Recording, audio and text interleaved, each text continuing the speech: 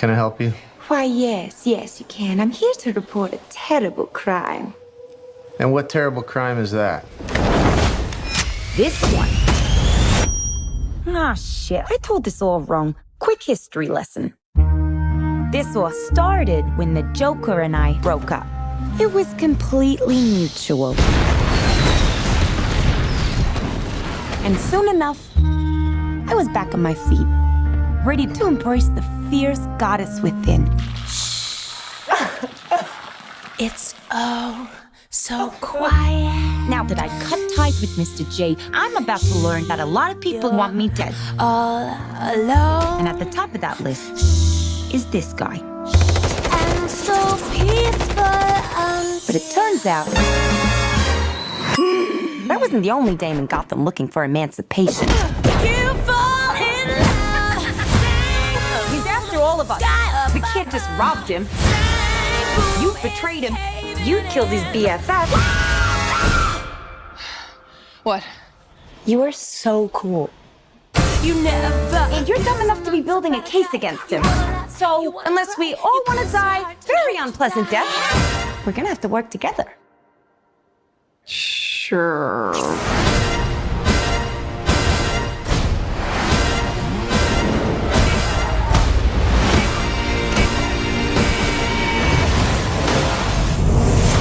Psychologically speaking, vengeance rarely brings the catharsis we hope for. Yeah. Are we ready? You blow up fuse. Devil cuts loose. So what's the use? Turn it up! Sky kicks in. Devil cuts loose. Blow your fuse. When you fall in love. Oh shit. Is that a hyena in a bathtub? I named him Bruce after that hunky Wayne guy.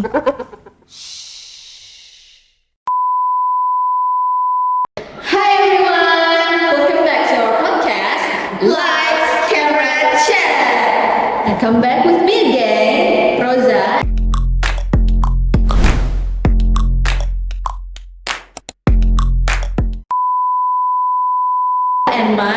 And I'm Sinta.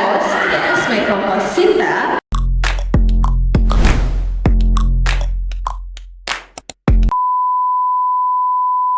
And we're gonna talk about one of the boldest, craziest, and most colorful superhero movies of the last few years, Birds of Prey, and the fantabulous emancipation of one Harley Quinn 2020.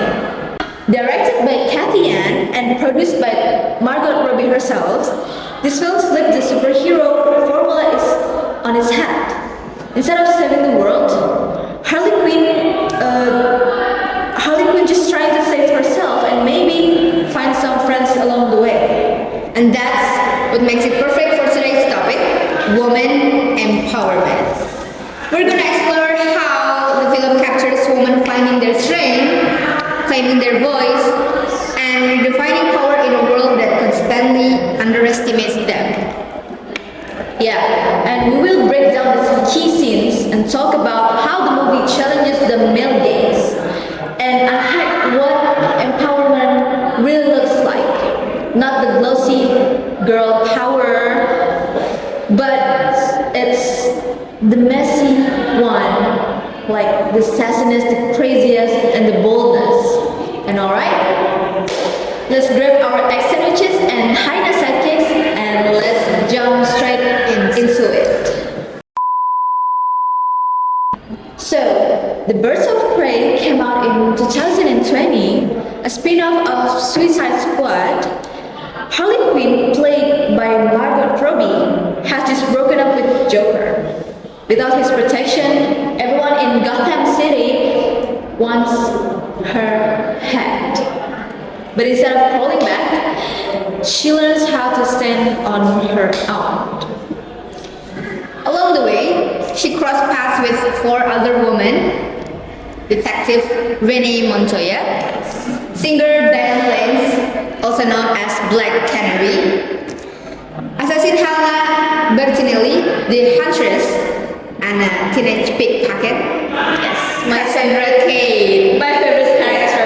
Yes, Together, they end up fighting Roman Zionists, the crime buff as known as the Black Max. I hate him. I hate him too. It's a ring finger. It's a ring finger, actually. It's not the middle one. Okay, by the way, I want to ask, have you watched the Suicide Squad 1 and 2? Yes, I have watched it. Okay, me too.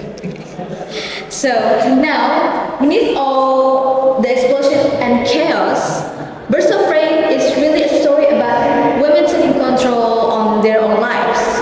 And that connects beautifully with the ideas of feminist philosopher Simone de Beauvoir. She famously said, "One is not born, but rather becomes a woman." That means being a woman isn't something purely biological, it's something shaped by society. Exactly. The Behavio believe that. Exactly. The Beauvoir believes that the struggles women face isn't caused by biology itself, but how patriarchal society assigns negative meaning to natural female experiences. Things like menstruation, pregnancy, and childbirth. Society turns this into limitations instead of seeing them as a part of human strength. And she believed an important part of feminism was realizing that being woman is not objectionable. In other words, women shouldn't have to apologize for who they are. The Beauvoir urged women to live their own lives, to take an active role in shaping their destiny, not just to accept the roles handed on them. And that's what's fascinating is that these ideas, which seem common now, were revolutionary at that time. Her book, The Second Sex, became a foundation for the second wave feminist movement and even helped inspire women's studies program at Western universities. So when we look at Birds of Prey through that lens, it's not just a comic book movie, it's a visual reflection of Beauvoir philosophy. Harley Quinn and the other women are literally becoming themselves, breaking out the identity society and men build around them. Okay, now let's talk the moments that really bring that to the life. The first one that hits me is a Harley blowing up Ace chemicals. Oh, I know that scenes. The factory tied to her and Joker relationships.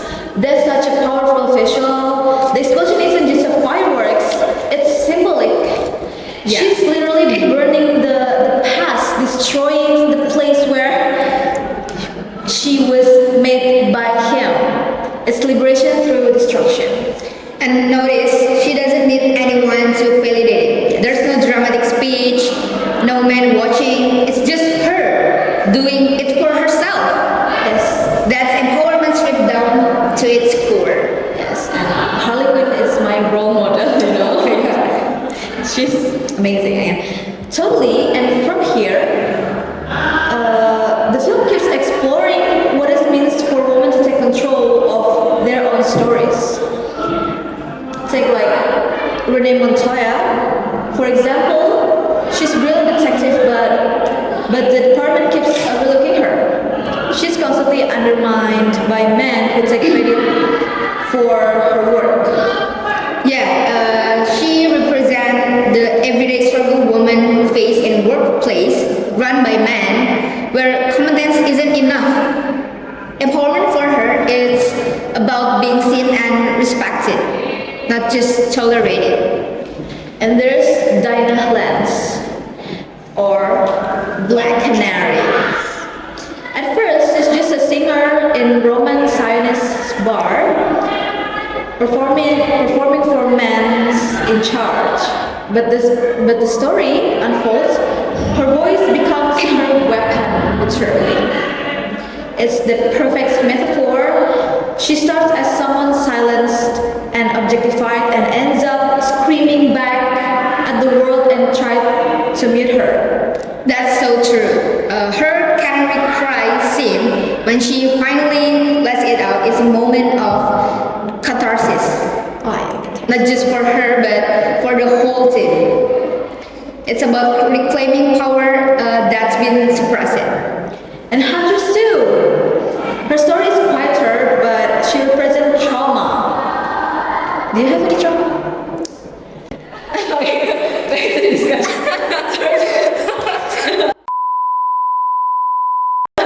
She's the Huntress, the survivor of her murdered family, and everyone keeps calling her the crossbow killer. And it's a running joke, but also commentary of how women's stories get reduced to punchlines or levels. Her journey is about reclaiming her name, owning her narrative. Right. What I love about this film is that it doesn't represent empowerment as a perfection. These women are flawed, awkward, even violent, but they're real. They're not trying to be ideals. They're just trying to be free. And even the visual, Kathleen's direction makes a huge difference. The fight scenes are colorful, creative, but they also feel practical. The women wear outfits they can actually move in. There's a total rejection of the over-sexualized female hero costume. Exactly. It's rebellion against the male gaze, a concept from Laura Mulvey's theory, which says film often frame women as object of visual pleasure for men. In Birds of Prey, the camera doesn't objectify, it's moved with them. It celebrates how they fight, stumble, and survive. It's about perspective, their perspective. And let's connect back to Margot Robbie's role behind the camera. She produced the movie and makes sure Harley's story was told differently this time. Not as Joker's sidekick, but as her own chaotic, complex person. That's real empowerment. Yes. She didn't just act in the movie, she used her influence to create opportunities for other women in film. Cathy Yan became the first Asian woman to direct DC film because of that. So, empowerment isn't only on screen, it's behind the scenes too. Absolutely. And I think the moment they capture is the final fight scene at the fun house. Each woman fights in her own style, but they are constantly helping each other, passing weapons, protecting one another. Yeah, I love that part where Harley tosses Black Canary in a hair tie mid battle. It's funny. It's so real. It's what sisterhood looks like. Not glamorous or perfect, but practical, supportive, and alive. And talking about favorite scene, what is your favorite scene from Birds of Prey movie? My favorite scene is Harley blows up the Ace chemicals. Oh, it's the first scene, right? Yeah. I love that part too. And for my favorite, I love when Harley Quinn and Cassandra Lee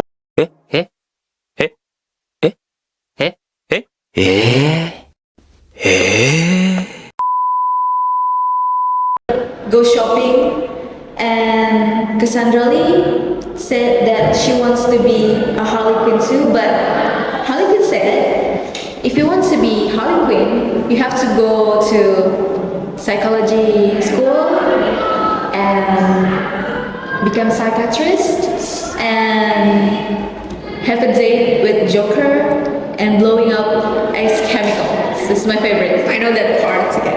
Okay, go back to discussion. And when they finally defeat Cyrus, there's no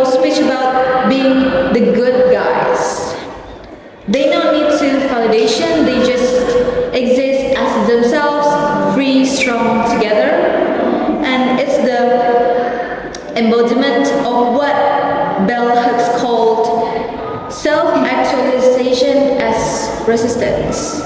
They find power not by dominating men, but refusing to be defined by them. So, in the end, Birds of Prey isn't about superheroes saving the city. It's about women saving themselves for system, relationships, and expectations that limit them. Yeah, and that's what makes it so important. Empowerment here isn't about being the strongest or the smartest, it's about agency, choice, and connection. Each character walks away stronger not because someone saved them, but because they choose to stand up for themselves together. And the message feels honest. Empowerment isn't linear and it's not always pretty. Sometimes it's a fight in an abandoned fun house with confetti guns and roll stacks and stacks and zip. Sorry. And the message feels honest. Empowerment isn't linear and it's not always pretty. Sometimes it's a fight in an abandoned fun house with confetti guns and roller skates, and that's okay.